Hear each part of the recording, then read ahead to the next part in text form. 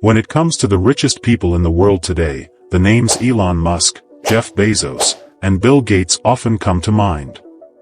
They are the ones who built technology empires and created huge fortunes, enough to make anyone admire them.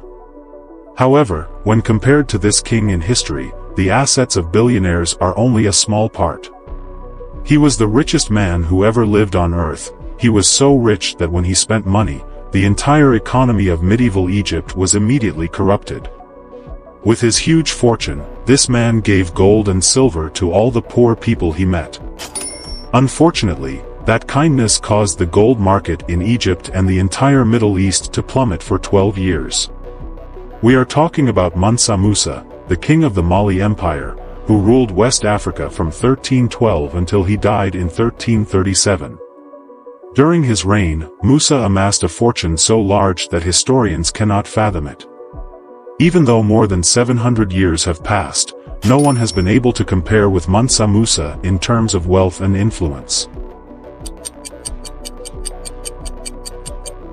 Mansa Musa came from a royal lineage. He was the nephew of King Abubakar Keita II and was appointed to run the country during the king's absence.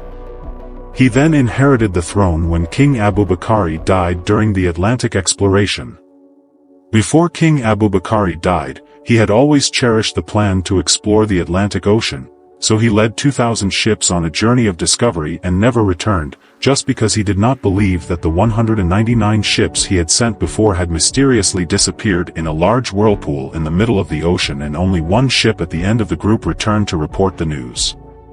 Mansa Musa ascended the throne in 1312, when Mali was already a powerful empire and controlled important trade routes. At that time, Mali was the world's largest gold supplier. Even half of the world's gold and salt had to pass through Mali. Mansa Musa was a devout Muslim, well educated in the Quran and Islamic law. He established a religious-based educational system, encouraged learning, and spread knowledge throughout the empire.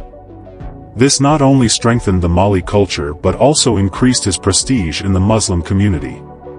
To expand the influence of the Mali Empire, Mansa Musa took control of more lands, including Timbuktu and a large part of western Sudan. The trade routes across the Sahara Desert at that time were concentrated in the city of Timbuktu, the center of the trade of gold, salt, ivory, cola nuts, and even slaves. This was not only an extremely important economic and cultural center in Africa, but also the center of Muslim countries. Under the rule of Mansa Musa, the city of Timbuktu grew and became a meeting place for writers, scholars, and artists of the Middle East. Many scholars, architects, and artists from Arabia also followed Mansa Musa to live here. Although he reigned for only 25 years, the achievements that Mansa Musa made for the economy and culture of the Mali Empire are always a highlight in African history and make him a great king in the history of this continent. Mansa Musa was a devout king and always believed that Islam was the gateway to enter the cultural world of the Eastern Mediterranean. Therefore, he tried to develop Islam on the way back to the Holy Land. The pilgrimage to Mecca in 1324 was one of the most memorable events in Mansa Musa's life. A trip that shook the economy of Egypt and other countries. Mansa Musa's pilgrimage was 2,700 miles long and was considered the most lavish and magnificent journey ever undertaken by a king. There were 60,000 male and female servants of the king, 12,000 slaves each carrying 3 kilograms of gold, 100 elephants, 500 messengers dressed in silk, and a long line of camels all carrying gold bars or bags filled with gold so that Mansa Musa could easily distribute it to any poor people he encountered along the way. This made him known as a generous king. People even lined the streets leading to Mecca to wait for Mansa Musa's arrival. It is said that 12 years after Mansa Musa arrived in Cairo, millions of people were still singing songs praising the great king of the Mali Empire. During his stops in Cairo, Egypt, or Medina, Saudi Arabia, Mansa Musa spent too much gold and inadvertently ruined the economies of those areas. Gold and silver flooded the market, causing prices to skyrocket and inflation to last for the next decade. Later, to correct his mistake, Mansa Musa bought back the gold from the moneylenders in Cairo. This was perhaps the first and only time in history up to this point that an individual could control the price of gold and silver throughout the vast Mediterranean region. After his pilgrimage to Mecca, King Mansa Musa began to build many large mosques, along with giant libraries, royal palaces, and Islamic schools throughout his empire. Although Mansa Musa always focused on developing Islam, in his governing policy he established freedom of religion and belief. Some Muslim scholars who visited Mali were surprised to see the colorful dress of the locals, and even women did not need to wear veils.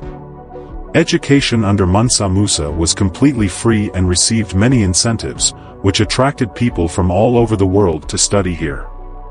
Mansa Musa understood the value of natural resources such as gold and salt, and he established policies to control and exploit these resources effectively.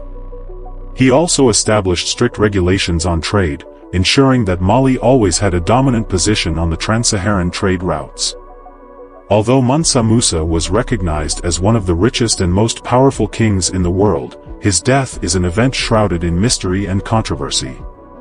Some historians have suggested that Mansa Musa may have died of illness, possibly a common Saharan infectious disease such as malaria or smallpox.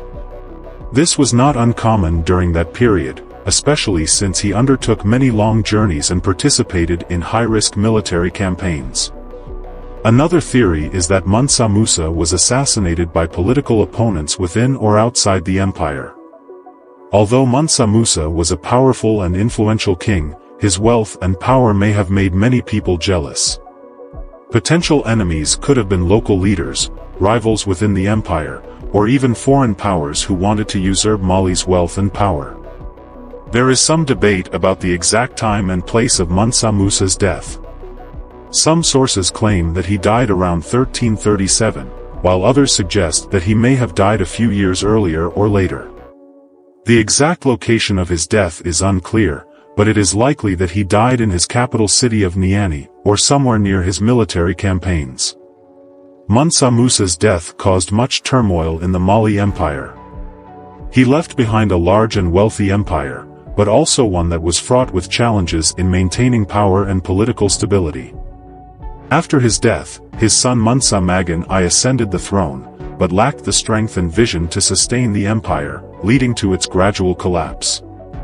Mansa Musa's death, shrouded in mystery and various theories, has added to the mystique surrounding his life. He is remembered not only as one of the richest men of all time, but also as a symbol of prosperity, power, and the mysteries of African history.